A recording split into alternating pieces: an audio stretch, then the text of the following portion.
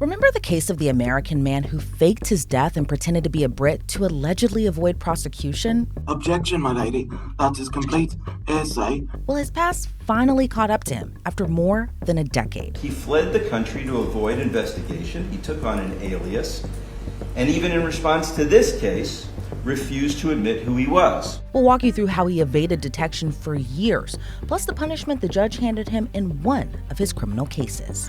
I am not guilty of this. These women are lying. This is Inside the Crime, presented by Law&Crime. I'm Elizabeth Millner. Nicholas Rossi's case has captured international attention. He went by different aliases for years, even claiming at one point he was an Irish orphan. Turns out he's just a man from the States trying to avoid multiple rape charges. He was born Nicholas Aldavarian, then he became Nicholas Rossi, then he became Arthur Knight Brown. Are you Mr. Rossi? Are you Mr. Rossi? You might have to take that off just to talk so she can hear you. Is that a yes? I'm having a hard time. My name is Arthur Knight Brown. I think I'm going to have the jail restate what he said. Having a really hard time hearing him. What is it? My name is Arthur Knight Brown. He says his name is Arthur Knight Brown. Brown. Arthur Knight Brown. I can't hear. You want to have him state his name and date of birth? Yeah, we can't hear him at all. Can you ask him, can you please state your name and date of birth? You get a little closer. Lady, my name is Arthur Knight Brown. My date of birth is 22nd of the 11th, 1986. Okay, I think we're having a problem with understanding who this person is. This is not number 36. Your Honor, we've got him as Nicholas Rossi, but he's saying his name is Arthur Knight Brown. Oh, that's one of the AKAs. Your Honor, Tamara Vasquez for the state. This individual has been extradited, and he has not admitted his name or birth date accurately, and so I don't think we're going to be successful on that today either. It's also known as... Objection, my lady. That is complete hearsay, and I would ask your ladyship that the prosecution show cause for why they proceeded to allow Mr. Knight, I'm going to... Whilst I had an appeal pending in the Supreme Court. But less than 9 months after that hearing, he came clean and admitted Arthur is Nicholas and Nicholas is Arthur. The thrust of the state's argument is that there is clear and convincing evidence that Mr. Rossi is likely to flee the jurisdiction of the court if the individual is released on bail. Having carefully considered the evidence presented, the court finds that the state has shown clear and convincing evidence that that is true. The disputed facts surrounding Mr. Rossi's departure from the United States and his return under extradition demonstrate that his likelihood to flee the jurisdiction of the court if released on bail is very highly probable. The court reaches that conclusion based on the following facts. At a time when the Alaverdi Foundation was under investigation for fraud, Nicholas Rossi departed the United States.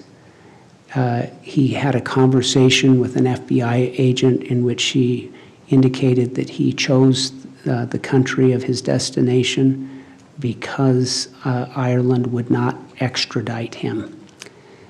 The FBI agent confirmed the departure of Mr.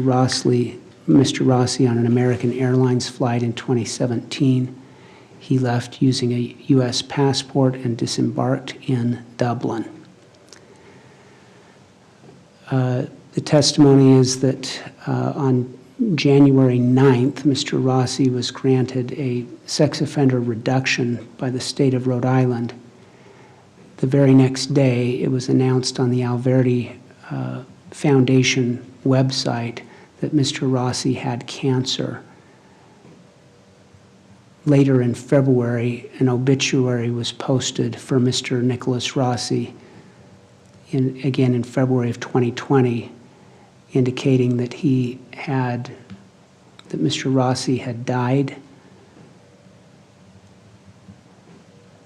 and had been cremated and buried at sea with only his wife and children as witnesses.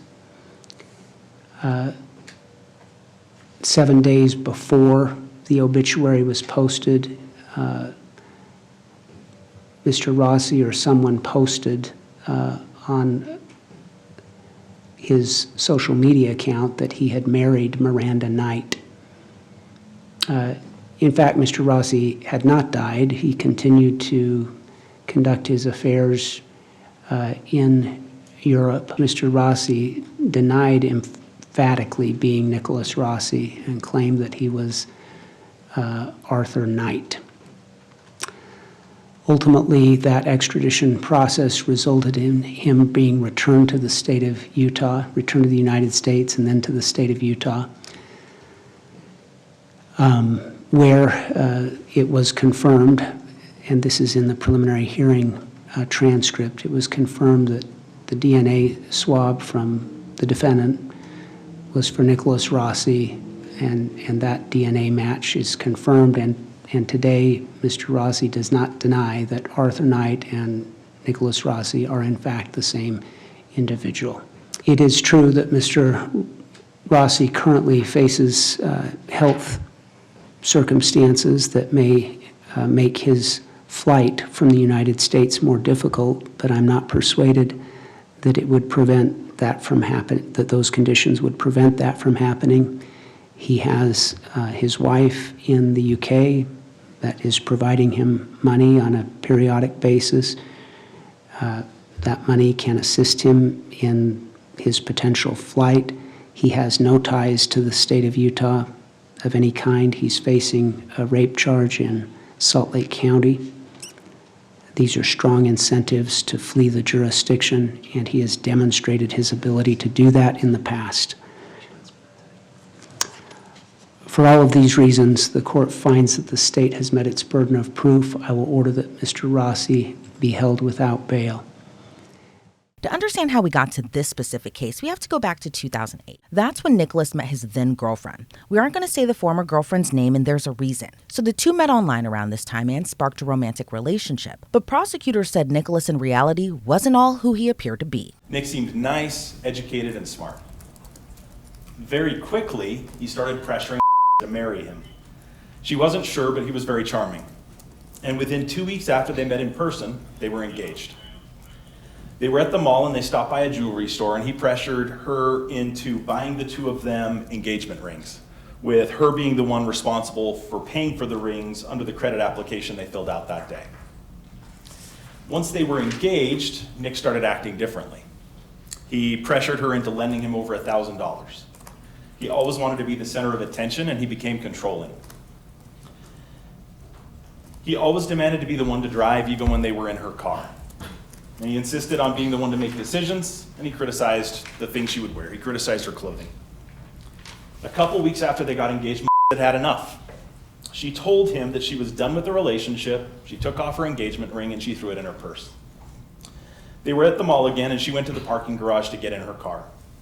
Instead of accepting the end of their relationship, he followed her, and when she locked herself in her car, he stood in the way of her getting out of the parking spot. And he yelled at her, and he hit her car with his hand. She was frightened, and she finally gave up, and she let him get in the car. She drove him to his house to drop him off and leave. When they got there, he refused to get out of her car. He threatened her, and he kept yelling at her for nearly an hour. Finally, he calmed down and asked her to go inside to talk.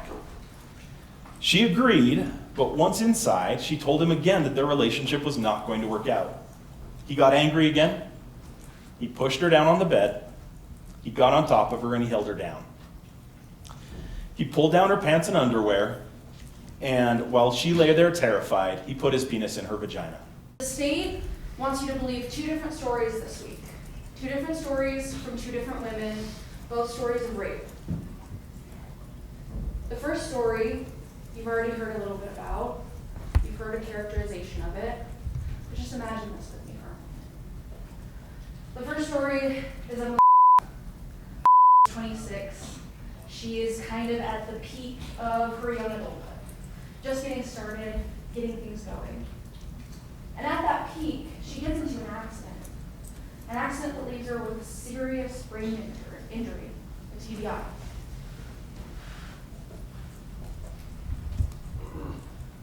She has to stop. She has to pause. All of that momentum she had. She has to take a break and heal. And so she's cooped up at her parents' house. She's with mom and dad.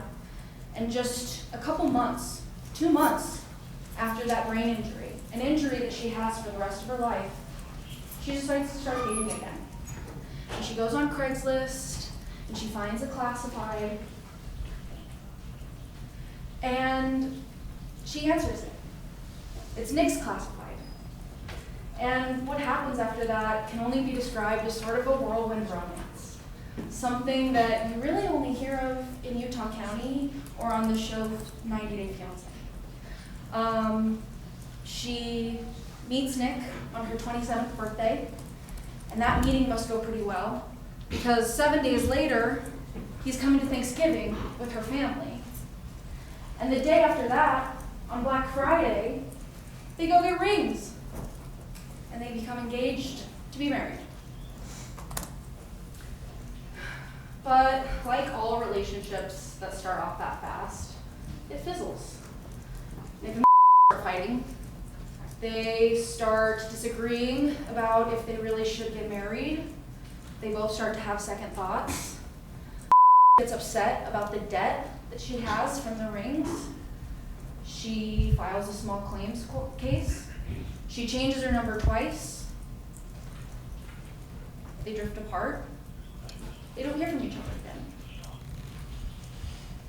Until 13 years later, watching the news, and she sees Nick on the news.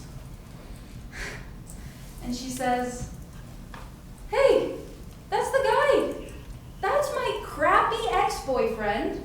The one who wasted my time in my 20s, the one who made me pay for things, made me pay for our own engagement rings, the one that saddled me with that debt. That's him." And she gets angry. And those years of rage and resentment, it starts to bubble up. And she calls the police, and she says, "That's the guy that raped me." 13 years later, she says that. You're not going to have a police report from 2008. You're not going to have an exact date. I don't think you're really going to know exactly where it happened. You're just going to have some information from 2022 and some random puzzle pieces the state are going to throw at you. Salt Lake County prosecutors say after the rape, the victim told her parents, but nothing was done. She had lost hope. She wanted nothing to do with Nicholas. She changed her phone number. So then he reached out through email. Prosecutors say she filed a civil suit to get her money back that she used to buy the ring that he ended up keeping. In response, Nicholas sent her threatening emails. She never saw or spoke to him again after that. Nicholas couldn't stay out of trouble either. That same year, he was accused of sexually assaulting a woman at a community college in Utah County. He was able to escape any accountability for both cases for a while, until one of the victims noticed the man who assaulted her was on TV with a different name, a different look, and a different accent. What kind of allegation was made in the Utah County case, and when did that allegation come from? Okay, so the case in Utah County was a reported, again, sexual assault. And so the DNA from that sexual assault kit was submitted for testing under the SAKI program, as I described earlier. And so that case required an investigation and follow-up which then led to other information. When and where was the sexual assault in Utah County alleged to have happened? Best recollection, I'm sorry, it's been a minute since I've looked at it. It was 2008, I remember that. It was around the summer, the late spring, or like spring, summer of 2008. Okay. And was that in what city was it in? Orem was the reporting agency. Okay.